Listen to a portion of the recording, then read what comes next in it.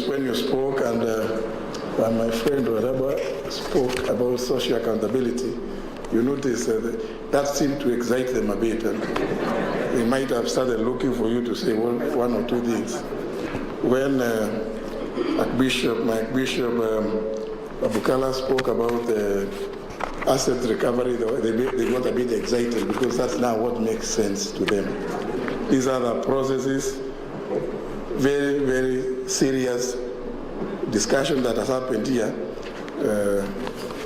If you want to check, you'll find it in page 34. Because it doesn't, they will not say, they can't make sense out of it. They will want to see whether, you can see whether there are any features here about an earthquake. So that for them that is what is news. But I'm saying this because yesterday, before we go to the Rankras situation that has been reported widely in the House, as happens usually, the leader of the majority party in the House usually tables certain documents. And one of the documents that I recall he tabled about 25 reports, many of them from the Office of the Auditor General. Some, I want to confirm, like the Auditor General has spoken, to do with performance audits. And then among them was Treasury Memorandum. These people will not look at it. That Treasury Memorandum is on the implementation status of the various recommendations that have been made by Parliament. And when Parliament makes those recommendations, it is technically and heavily reliant on the services from the Office of the Auditor General.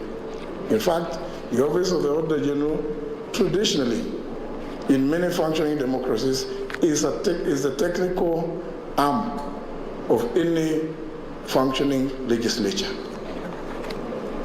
But because it's, as you say, it's technical, now it doesn't quite find it's not exciting. But you see, it would be important that the consumers see if the Auditor General reported on this.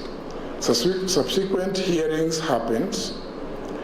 Parliament made recommendations. Some of our recommendations go to the implementing ministries, departments and agencies, or directly to the Ethics and Anti-Corruption Commission to do further investigations, because Parliament is ill-equipped. And as you know, nobody goes to Parliament on account of expertise at investigations. Citizens know why they elect you and not me.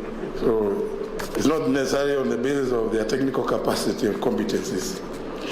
And therefore, I'm giving this example because just to illustrate the nexus between the Office of the Auditor General and Parliament. I have over the years been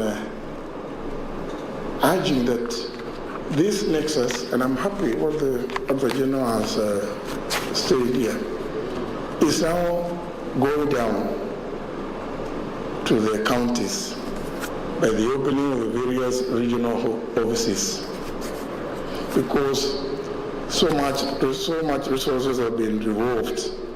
It's only fair that the citizenry, through the process that the Auditor General has indicated, of even the process of audits, engaging with them, that's a form of public participation in the process, which is one of the values captured in Article 10 of the Constitution. So the mandate of Parliament is to look at the reports, debate them, and make appropriate recommendations. That's the only action Parliament is required to do.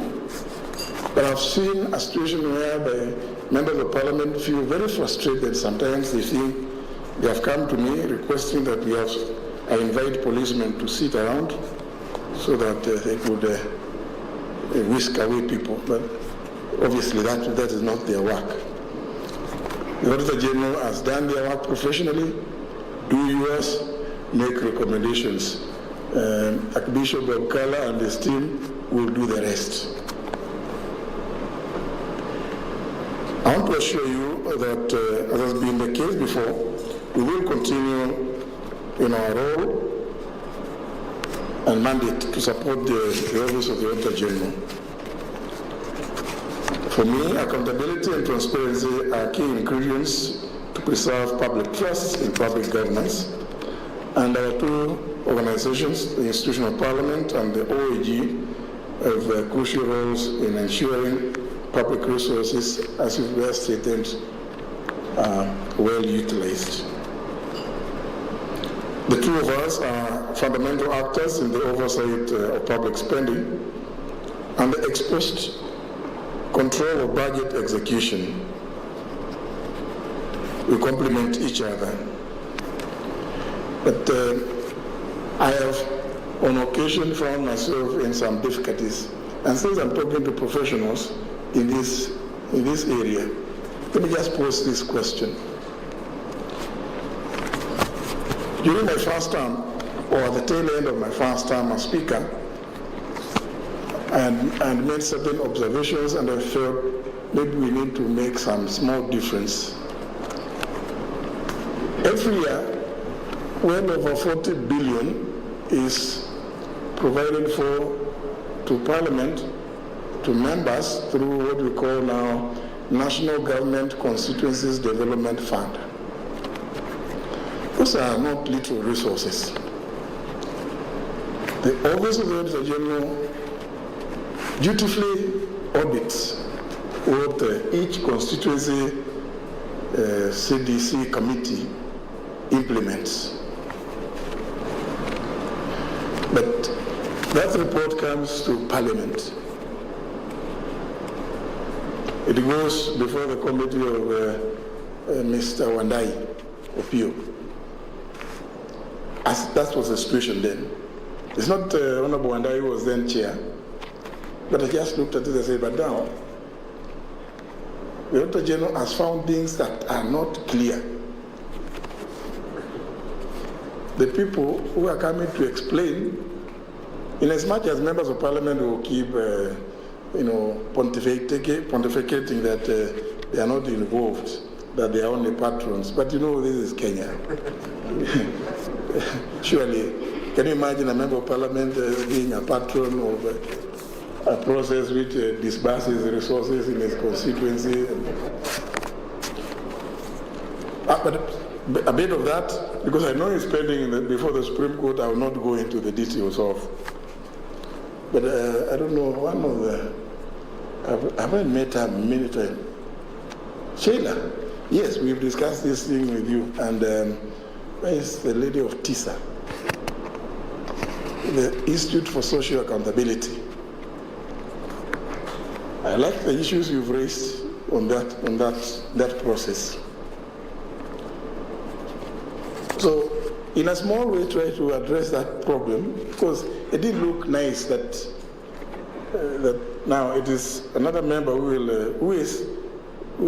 Remember, most of the members belong to political parties, and decisions in a parliament, in a legislative house or chamber. That is National Assembly Speaker Justin Muturi there, giving his speech during the launch of the Auditor General, or the Office of the Auditor General 5-year strategic plan that is being launched at the Serena Hotel. We have our reporter there, Regina Manyara, who will be keeping a keen eye on the same. But just to point out is that he's talked about the oversight role that Parliament has, and when it comes to matters auditing, so that we may ensure that all the money that is spent, that is public money that is spent, is well accounted for.